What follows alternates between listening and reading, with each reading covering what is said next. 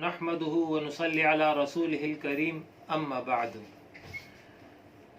اللہ رب العالمین نے دن و رات کی یہ گردش اور شمس و قمر پر مبنی نظام اپنی قدرت سے بنایا ہے۔ سورج و چاند رب العالمین کے حکم کے تابعداری کر رہے ہیں۔ اس حکم کو تکوینی قانون کہا جاتا ہے۔ اسی نظام کے تحت کبھی چاند گرہن اور کبھی سورج گرہن ہوتا ہے۔ چاند گرہن اس وقت ہوتا ہے جب سورج اور چاند کے درمیان زمین حائل ہو جائے، جبکہ سورج گرہن اس وقت ہوتا ہے جب زمین اور سورج کے درمیان چاند حائل ہو جائے۔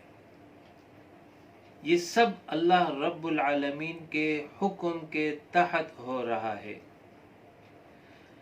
اللہ رب العالمین نے سورج اور چاند کے اسی نظام کے حوالے سے قرآن مجید میں ارشاد فرمایا ہے۔ سورج کے حوالے سے ارشاد فرمایا وَالشَّمْسُ تَجْرِي لِمُسْتَقَرٍّ لَهَا ذَلِكَ تَقْدِيرُ الْعَزِيزِ الْعَلِيمِ، یعنی اور سورج اپنے لیے مقررہ کردہ راستے پر چلتا ہے، یہ راستہ غالب علم والے اللہ کا مقرر کردہ ہے۔ اور دوسری جگہ چاند اور سورج دونوں کا ذکر آیا ہے کہ سورج اور چاند دونوں اپنے متعین راستے پر مصروف ہیں۔ اسی سلسلے میں ارشاد ربانی ہے کہ الشمس والقمر بحسبان، یعنی سورج اور چاند معلوم اور مقررہ فلکیاتی حساب کے مطابق محو حرکت ہیں۔ چاند کی روشنی سورج کا مرہون منت ہے۔ جس طرح زمین سورج کی دھوپ سے تمازت پاتی ہے اور روشن ہوتی ہے، اسی طرح چاند بھی سورج ہی کی دھوپ سے منور ہوتا ہے۔ قرآن مجید نے سورج کو روشنی دینے والا اور چاند کو روشن کیا جانے والا بیان کیا ہے۔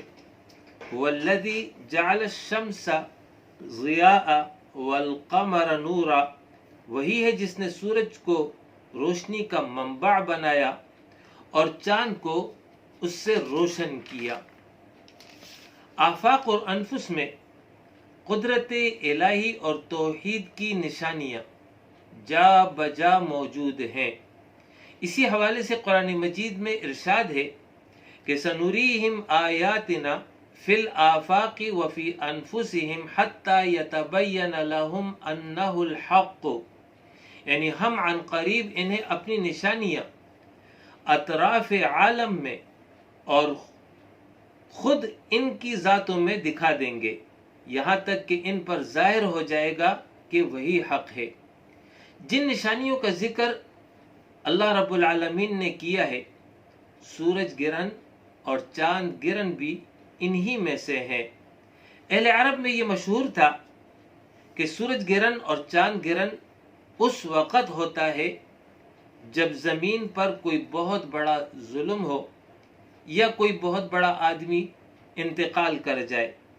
رسول اللہ صلی اللہ علیہ وسلم نے اس کو وہم قرار دیا، چنانچہ ارشاد ہے کہ سورج اور چاند کو کسی کی موت اور زندگی کی وجہ سے گرہن نہیں لگتا، بلکہ یہ اللہ تعالیٰ کی نشانیوں میں سے دو نشانیاں ہیں۔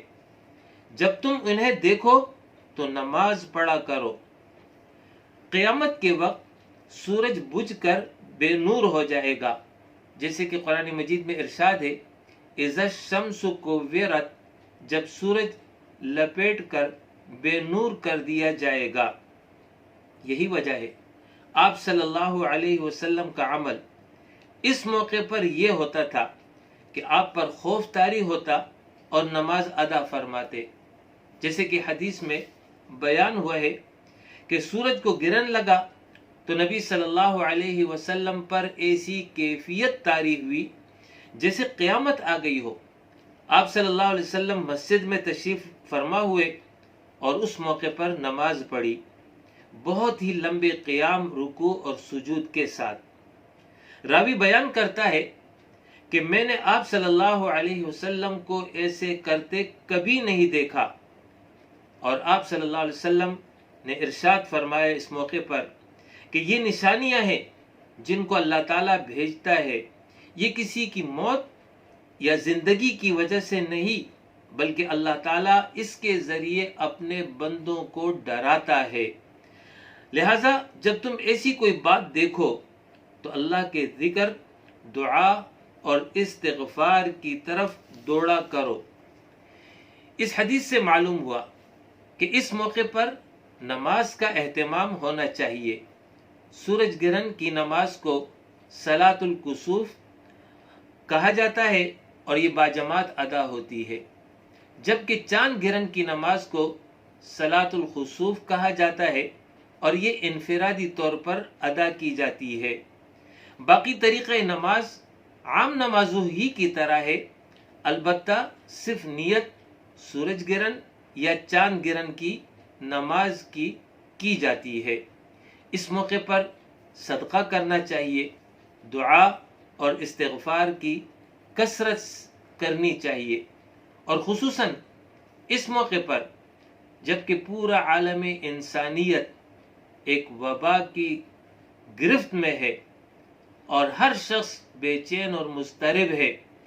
اس موقع پر کثرت سے استغفار کی ضرورت ہے، اپنی اصلاح کی ضرورت ہے، اپنے گھر کی اصلاح، اپنی ذات کی اصلاح، اپنے معاشرے کی اصلاح، اس پر توجہ دینے کی ضرورت ہے. اسی کے نتیجے میں اللہ کی رحمت متوجہ ہو سکتی ہے. اس موقع پر یہ وضاحت بھی کر دوں کہ بعض لوگوں میں کچھ توہمات پائے جاتے ہیں اس سورج گرہن اور چاند گرہن کے حوالے سے، اور حاملہ عورتوں کے حوالے سے کچھ نصائح کیے جاتے ہیں کہ یہ عمل کیا جائے اور یہ عمل نہ کیا جائے. اس کی کوئی حقیقت نہیں ہے. ان تمام توہمات سے اجتناب کرنا چاہیے. اسے اللہ رب العالمین کی قدرت کی نشانی اور اس کے ذریعے قیامت اور آخرت، اس کا استحضار اپنے سامنے رکھنا چاہیے اور اپنی زندگی میں تبدیل لانے کی فکر کرنی چاہیے. وآخر دعوانا ان الحمد للہ رب العالمین.